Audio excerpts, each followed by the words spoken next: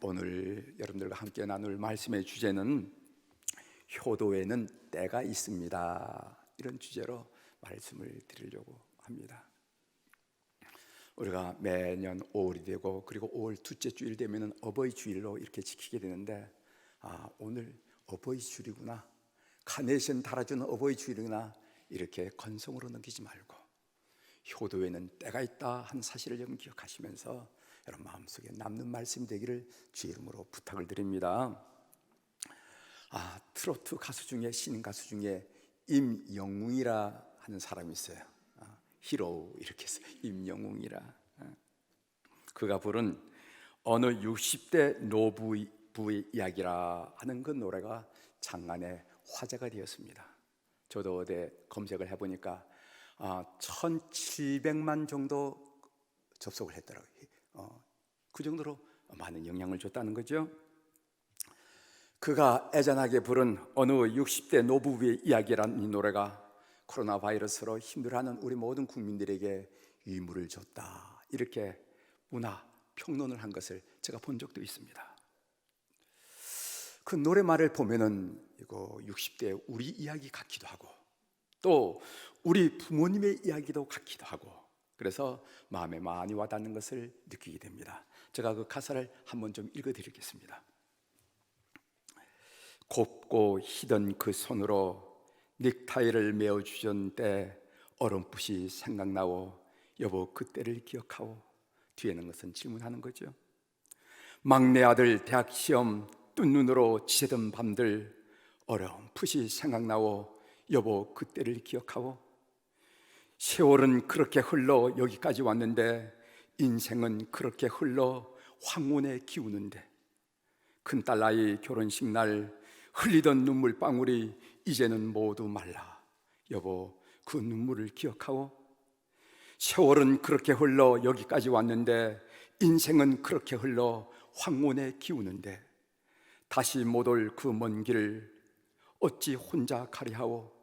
여기 날 홀로 두고 여보 왜 한마디 말이 없어. 여보 안녕히 잘 가시게. 안녕히, 그런 노래말이에요. 아마 이 60대 노부부가 아마 부인이 무슨 병이 들렸는지 아니면 사별의 입장인 같아요. 그런 노래 그 말을 쓰게 된 그 구체적인 그 상황은 우리가 모르지만은 그런 가사입니다. 세월은 그렇게 흘러 다 해줬으면 좋을 듯한 그런 느낌으로 여러분들이 하는데, 제가 다음에 잘 배워가지고 여러분들에게 해드리도록 하겠습니다. 예전에 모 기업에서 이런 이색적인 광고를 내서 사람들의 시선을 끈 적이 있습니다. 그 광고 카피가 뭐냐면은 어버이에 대해서, 그러니까 아버지에 대해서, 어머니에 대해서 그 카피예요. 아버지에 대한 광고 내용을 한번 제가 읽어드리겠습니다. 한번 생각해 보세요. 29, 14시간을 기다려서야 자식의 울음소리를 들을 수 있었습니다. 당신은 하나님을 믿지 않았지만은 당신도 모르게 기도를 올렸습니다. 그러니까 분만실에 들어간 아내를 생각하면서 한 얘기죠. 남자분들은 다 느낄 겁니다. 이 말. 바깥에서 시간 1시간 지나고 5시간 지나고 10시간 지났는데 아무 소식이 없으면요, 믿지 않는 사람도 손을 모으고 하나님 좀 도와주세요, 그랬잖아요. 그런 얘기를 쓰는 겁니다. 당신은 하나님을 믿지 않았지만은 당신도 모르게 기도를 올렸습니다. 37, 자식이 초등학교에 들어가 우등상을 탔습니다. 당신은 액자를 만들어 가장 잘 보이는 곳에 걸어 두었습니다. 아직도 당신의 방에는 누렇게 바란 액자가 걸려 있습니다. 43, 이른 아침 모처럼 자식과 뒷산 약수터로 올라갔습니다. 이웃 사람들은 자식이 아버지를 닮았다고 인사를 건넸습니다. 당신은 괜히 기분이 좋았습니다. 48, 자식이 대학 시험을 보러 갔습니다. 당신은 평소와 다름없이 출근했지만은 하루 종일 일이 손에 잡히지 않았습니다. 54, 자식이 첫 월급을 타서 내일을 사왔습니다. 당신은 쓸데없이 돈을 쓴다고 나무랐지만은 밤이 늦도록 그 내일을 입어보고 또 입어보았습니다. 61 딸이 시집가는 날이었습니다. 딸은 도둑 같은 사위 얼굴을 쳐다보며 한박 웃음을 피웠습니다. 당신은 나이 들고서 처음으로 눈시울이 붉어졌습니다. 오직 하나 자식 잘되기만을 바라며 살아온 한평생, 하지만 이제는 희끗희끗한 머리로 남으신 당신, 우리는 당신을 아버지라 부릅니다. 이런 카피예요. 많은 사람들이 아버지에 대한 이 광고 카피를 보고 울었다고 했어요. 우리 시대의 아버지 상을 숨김없이 표현한 글이라 그만큼 감동을 주지 않았는가 이렇게 여겨집니다. 이어진 어머니에 대한 광고 카피입니다. 21 당신은 고개를 2개 넘어 얼굴도 본 적이 없는 김시댁의 큰 아들에게 시집을 왔습니다. 26 시집 온 지 5년 만에 자식을 낳았습니다. 당신은 그제야 시댁 어른들한테 며느리 대접을 받았습니다. 32 자식이 밤늦게 급체를 했습니다. 당신은 자식을 얻고 읍내 병원까지 밤길 20리를 달렸습니다. 40 그의 겨울은 유난히 추웠습니다. 당신은 자식이 학교에서 돌아올 무렵이면 자식의 애투를 걸쳐 입고 동구 밖으로 나갔습니다. 그리고 자식에게 당신의 체온으로 덮여진 애투를 입혀 주었습니다. 52 자식이 결혼할 여자라고 집으로 데려왔습니다. 당신은 분칠한 얼굴이 싫었지만은 자식이 좋다고 하니까 당신도 좋다고 하였습니다. 60 한갑이라고 자식이 모처럼 돈을 보냈습니다. 당신은 그 돈으로 자식의 보약을 지었습니다. 65 자식 내외가 바쁘다며 명절에 고향에 못 내려온다고 했습니다. 당신은 동네 사람들에게 아들이 바빠서 아침 일찍 올라갔다고 당신 평생 처음으로 거짓말을 했습니다. 오직 하나 자식 잘되기만을 바라며 살아온 한평생, 하지만 이제는 깊게 주름진 얼굴로 남으신 당신, 우리는 당신을 어머니라 부릅니다. 이런 카피 내용이에요. 이 땅에 살아가고 있는 자식들에게 이런 아버지 어머니 상이 다 새겨져 있습니다. 그리고 항상 그 아버지 어머니에 대해서 효를 다하지 못한 아쉬움과 그리고 죄송스러움이 우리 자식들 가슴에는 늘 자리하고 있습니다. 성경은 효도를 참 강조해요. 우리 유교 경전 중에 효경이라고 있는데 어떤 의미에서 이런 주제로 구약성경, 신약성경을 보면 참 성경은 효를 강조하는구나 하는 것을 깨닫게 되는데, 제가 부모를 거역하면 어떤 징계를 받고 징벌을 받는지 그 내용을 몇 가지를 여러분들에게 소개해 드리도록 하겠습니다. 출애굽기 21장 17절입니다. 그 아버지나 어머니를 저주하는 자는 반드시 죽일지니라. 레위기 20장 9절을 보면 만일 누구든지 자기의 아버지나 어머니를 저주한 자는 반드시 죽일지니 그가 자기의 아버지나 어머니를 저주하였은즉 그의 피가 자기에게로 돌아가리라. 신명기 21장 20절 21절입니다. 그 성읍 장로들에게 말하기를 우리의 이 자식은 완악하고 패역하여 우리 말을 듣지 아니하고 방탕하며 술에 잠긴 자라 하면 그 성읍의 모든 사람이 그를 돌려 쳐 죽일지니. 어떤 자식이 부모를 거역하는 것을 알게 되거든 반드시 죽이라는 거예요. 여기 보면 반드시란 말이죠. 반드시 죽이라는 거예요. 그건 인간이 아니라는 것이, 그 공동체에 존재할 이유가 없다는 것이, 그건 해가 된다는 것이. 그래서 반드시 죽이라 이런 말씀을 우리가 보게 됩니다. 그러나 옛날에도 자기 자식을 죽게 할 수 없어서 자식이 부모 가슴에 못을 박아도 자식 때문에 화병이 나서 몸져 누워도 자식을 고발하지 못하는 부모가 있지 않겠어요? 그럴 때에는 하나님께서 대신하여서 벌을 내신다는 말씀도 있습니다. 잠언 20장 20절입니다.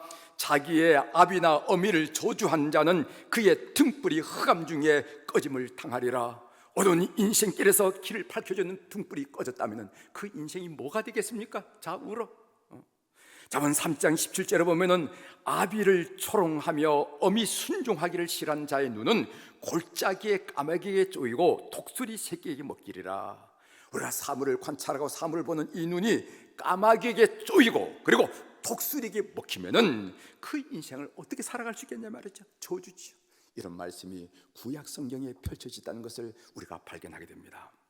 여러분, 창세기 9장에 보면 노아가 포도주 몇 잔을 마시고 취해서 벌거벗은 채로 누워있는 장면이 나옵니다. 그때 그 아버지의 추태를 비웃고 초롱하는 아들이 한 명 있었습니다. 그 아들이 누구냐 하면은 함이라는 아들이었어요.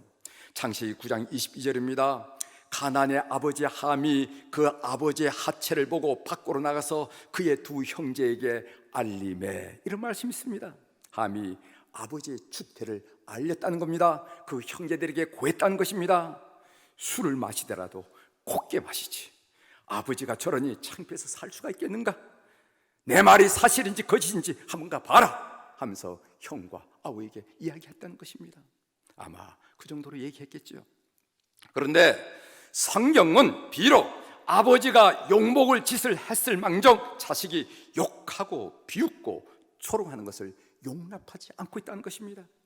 결국 함은 저주를 받아서, 그 일로 저주를 받아서 그 형제들의 종들이 되는 그런 어려운 저주를 받았다는 것을 우리가 성경을 통해서 볼 수가 있습니다. 그러므로 성경의 가르침은 분명합니다. 무슨 말인가 하면은 자식이 부모에게 효도하는 것은 부모의 삶이 모범적이기 때문이 아니라는 거예요. 부모가 돈을 넉넉히 벌어서 가족들의 생활을 안정시키고 편하게 하고 편리하게 해주기 때문이 아니라는 것입니다. 부모가 학식이 면에서 부모가 말을 하면은 무슨 교훈의 말을 할 수 있기 때문에 아니라는 거예요. 자식이 부모에게 효도해야 될 이유, 그것은 무엇인가? 낳아주셨다는 그 이유 하나만으로, 나를 낳아주셨다는 그 이유 하나만으로 자식은 부모에게 효도해야 된다. 이것이 성경의 가르침이에요. 그러면은 어떻게 부모에게 효도를 해야 됩니까? 오늘 본문입니다. 우리가 다 읽었지만 다시 한번 우리가 성경을 보시면서 읽어보도록 하겠습니다. 에베소서 6장 1절부터 3절입니다. 자녀들아, 시작. 자녀들아, 주 안에서 너희 부모에게 순종하라. 이것이 옳으니라. 네 아버지와 어머니를 공경하라. 이것은 약속 있는 첫 계명이니 이로써 네가 잘되고 땅에서 장수하리라. 아멘. 짧은 구절이죠. 짧은 구절 여러분 다 외우시길 바랍니다. 다 외우세요. 이런 짧은 구절은 여러분들이 암송하는 게 좋습니다. 자녀들아, 주 안에서 너희 부모에게 순종하라. 이것이 옳으니라. 이래서 옳다고 그랬습니다. 이렇게 순종하면 참 좋지 라고 말한 것이 아니라, 좋고 나쁘고로 말한 것이 아니라 옳으느냐 그러냐로 말하신 거예요. 이거 하지 않으면은, 부모를 순종하지 않으면은 그것은 그러다는 겁니다. 잘못됐다는 겁니다. 아주 잘못됐다는 것을 얘기하는 것을 여러분 알아들어야 됩니다. 내 아버지와 어머니를 공경하라. 이것은 약속 있는 첫 계명이니 이로써 내가 잘되고 땅에서 장수하리라. 이렇게 말씀하셨어요. 여러분, 어떻게 부모에게 효도를 하라겠습니까? 첫 번째로 주 안에서 너희 부모에게 순종하라, 이렇게 말씀해요. 여러분, 이 순종이라 하는 말은 잘 듣는다라는 말에서 왔습니다. 우리는 부모님의 목소리도 잘 들어야 되지만은 무엇보다도 그 부모님의 마음속에 있는 마음소리, 그것 잘 들어야 된다는 거예요. 순종이라는 것은 부모의 마음을 헤아려 잘 듣는 것을 말한다 하는 것을 기억하십시오. 이런 말이 있습니다. 아들이 부모의 발을 씻겨드리는 것이 효도인가? 아니면은 어머니가 아들의 발을 씻기도록 가만히 놔두는 것이 효도인가 하는 질문이 있어요. 다시 말씀드립니다. 자식이 어머니의 발을 씻겨드리는 것이 효도일까? 아니면은 어머니가 자식의 발을 씻기도록 모른 척 가만 놔두는 것이 효도일까? 언뜻 보면은 어머니의 발을 씻어드린 것이 효인 것 같지요? 그렇지 않습니다. 어머니의 속마음을 헤아려서 늙으신 어머니가 자식의 발을 씻기면서 사랑을 주고 싶어 하신다면은 그렇게 하도록 모른 척 해드리는 것이, 그게 효라는 거예요. 효라는 거예요. 우리 교우들 가운데 이런 말씀을 하는 것을 들은 적이 있습니다. 연로하신 어머님은 소울이 답답하다고, 아파트 속이 너무 답답하다고 시골에서 늘 넓은 들판 바라보면서 흙냄새 맡아가지고 사는 것이 이게 사는 거지, 난 서울 못 살겠다고 이렇게 말씀하신다는 겁니다. 그런데 고향 사람들은 뭐라고 말하냐면은 자식이 있다면서 이제 한 분밖에 안 계신 어머니를 서울에 모시지 않고 이렇게 사시게 하느냐, 저러다가 병이라도 나면은 그래서 혼자 돌아가시면 어떻게 하려고 그러냐 하면서 이런 소리 저런 소리 한다는 것이죠. 어떻게 보면은요, 어머니를 서울에 모셔서 사는 것이 더 마음 편할지 모릅니다, 자식 마음이. 그러나 어머니가 진정으로 시골에서 그 넓은 들을 바라보면서 흙냄새 맡아가면서 식물들 작물들 자라는 걸 보는 걸 더 소원한다면은 내가 어떤 소리를 듣더라도, 이런 소리 저런 소리 듣더라도 그렇게 하는 것이 옳지 않겠습니까 하는 그런 얘기예요. 값비싼 선물을 사드린 것이 효가 아닙니다. 여행시켜 드린 것이 효가 아닙니다. 자식들은 너무 자기 위주의 효도를 하려고 합니다. 그것은 자기 만족이 될 수 있을지언정 효도가 진정한 효도가 아니라는 것이죠. 부모님의 뜻을 잘 헤아려서 받들어 드리는 것이 진짜 효라는 사실을 여러분들이 생각하시고 그렇게 삶을 사는 교우들이 되기를 주의 이름으로 부탁을 드립니다. 성경에 보면은 부모를 거역하는 여러 가지 형태를 지적하면서 이것이 불효다 이렇게 지적하는 것이 많이 있어요. 봅시다. 첫 번째로는요, 마음으로 부모를 경히 여기는 것 불효라는 겁니다. 이 마음으로, 겉으로는 그럴듯합니다. 겉으로는 드러나지 않아요. 그런데 마음으로 부모를 가볍게 여기는 것, 경히 여기는 것, 그 불효다 이런 겁니다. 잠언 23장 22절에 보면은 너를 낳은 아비에게 청정하고 내 늙은 어미를 경히 여기지 말지니라 이렇게 말씀하셨습니다. 왜 어머니를 경히 여깁니까? 왜 어미를 경히 여깁니까? 젊은 어머니, 힘 있는 어머니, 건강한 어머니, 배운 어머니를 우리가 어떻게 경히 여길 수 있겠어요? 아니죠. 늙어서 거동이 불편한 어머니, 힘든 세상 세월 사느라고 배움의 기회를 얻지 못하는 어머니, 손자 용돈 주기도 쉽지 않은 빈주머니의 어머니, 세월 따라 병든 어머니, 그런 어머니를 뵐 때 혹시 우리 마음속에 경히 여기는 마음이 선뜻 들어오지 않겠냐 말이죠. 그러면 안 된다는 겁니다. 그러면 안 된다는 거, 성경이 가르치는 내용이에요. 두 번째로는 입으로 부모님을 조롱하고 빈정대는 거 안 된다는 겁니다. 무슨 크게 해코지는 않았지만은 입으로 중얼중얼 이렇게 하는 거 안 된다는 거예요. 여러분, 잠언 30장 17절에 보면은 아비를 조롱하며 어미 순종하기를 싫어하는 자의 눈은 이런 말을 했습니다. 아비를 조롱한다는 말이 나와요. 저 학교 다닐 때 아버지가 자기 뜻대로 하지 못하고 한다고 해서 아버지를 이상한 말로 낮춰 부르는 그런 친구들이 있었어요. 뭐라고 했느냐 하면은 아버지를 꼰대라고 했습니다. 꼰대. 그런데 요즘 꼰대란 말이 신문 방송에 나오더라고. 신문. 야, 너희 꼰대가 허락해 줄까? 아이고, 꼰대 때문에 뭘 제대로 못하겠어 하면서 자기 아버지를 꼰대라고 불렀어요. 아버지를 조롱한 듯한, 우습게 여긴 듯한 말을 사용했던 그 친구들 지금 어떻게 됐을까? 뒤돌아보니까 지금 제대로 된 사람이 하나도 없어. 여러분, 하나님은 우리의 마음도 헤아릴 뿐만 아니라 우리 입으로 나온 말도 헤아리고 관찰하신다는 것을 기억하시길 바랍니다. 아버지를 쉽게 꼰대라고 불던 그 친구들, 아무리 둘러봐도 구실하고 산 사람이 없더라 이 말이지. 부모님과 생각이 다르다고, 의견이 맞지 않는다고 조롱한다는 불쾌한 언사를 사용하는 것이 불효라고 성경이 지적하고 있어요.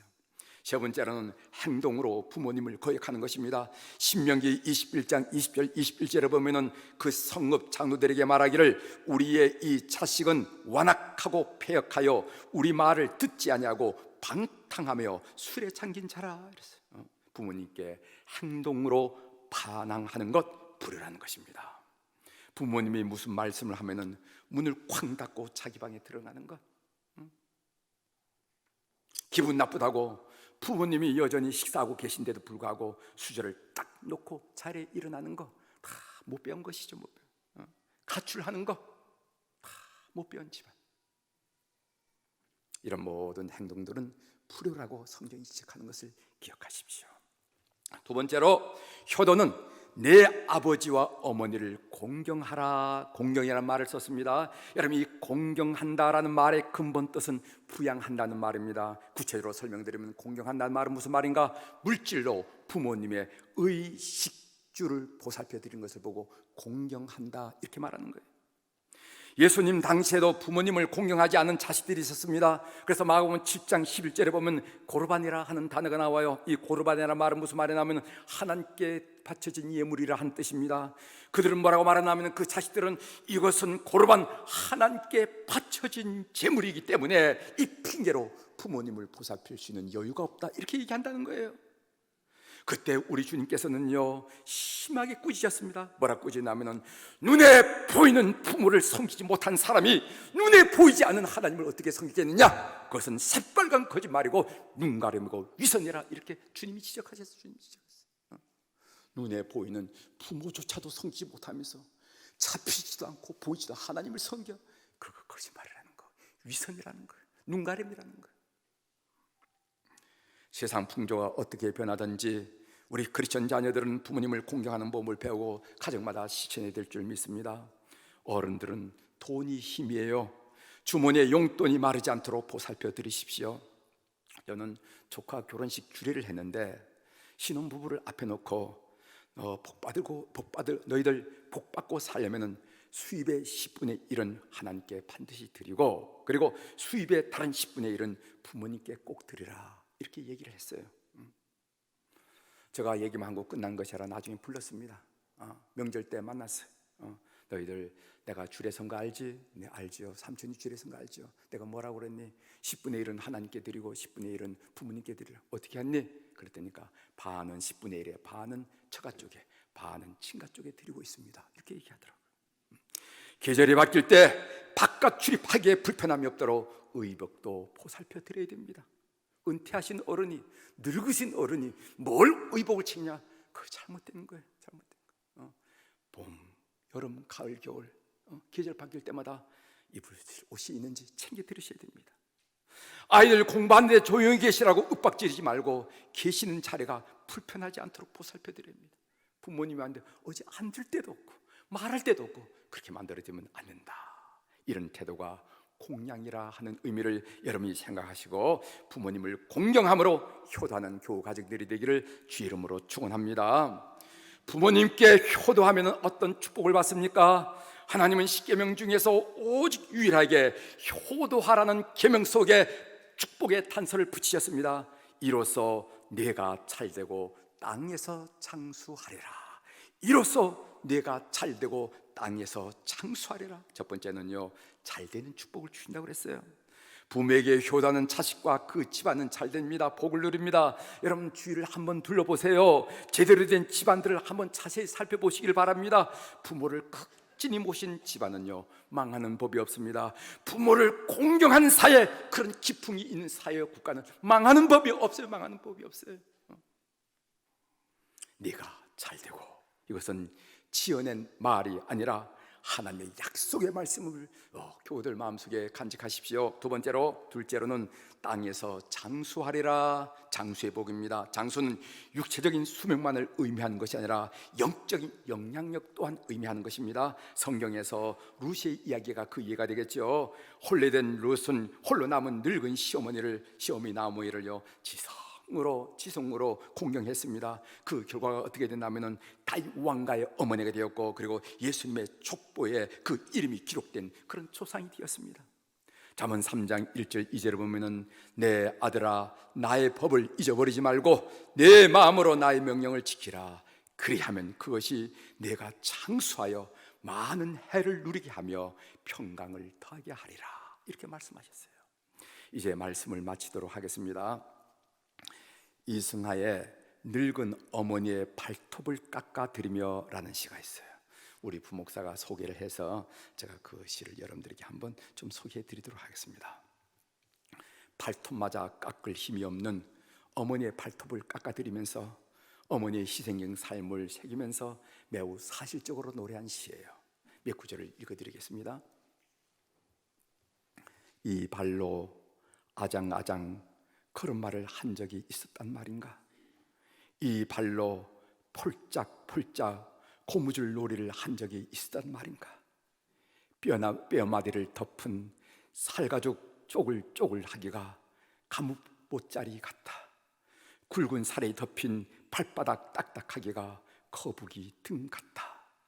발톱 깎을 힘이 없는 늙은 어머니의 발톱을 깎아드린다. 가만히 계세요. 어머니 잘못하면 다쳐요. 어느 날부터 말을 잃어버린 어머니 고개를 끄덕이다 내 머리카락을 만진다. 아들이 구부리고 뭐를 하니까 그 머리카락을 손이 닿지 않겠어요?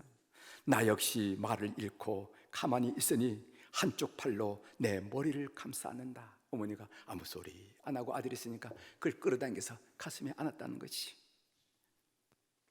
맞닿은 창문이 온몸 흔들며 몸부림치는 날, 아마 그날은 바람이 부른가 봐요. 창문이 이렇게 바람이 불면 울리잖아요. 온몸 흔들며 몸부림치는 날, 어머니에게 안기어 75해 동안의 된 바람 소리 듣는다. 어머니 그 가슴에서 느껴지는 것, 그 모든 것들이 느껴진다 하는 그런 고백입니다. 사랑하는 교회 여러분, 효도는 때가 있습니다. 부모님은 영원히 곁에 계시지 않더라고요. 지남은 후회밖에 없습니다. 효도하는 성도들 되시고 효도하는 가문 이루셔서 하나님께 영광을 올리고 잘되는 축복을 누리는 교우들이 되기를 주의 이름으로 축원합니다. 기도하시겠습니다.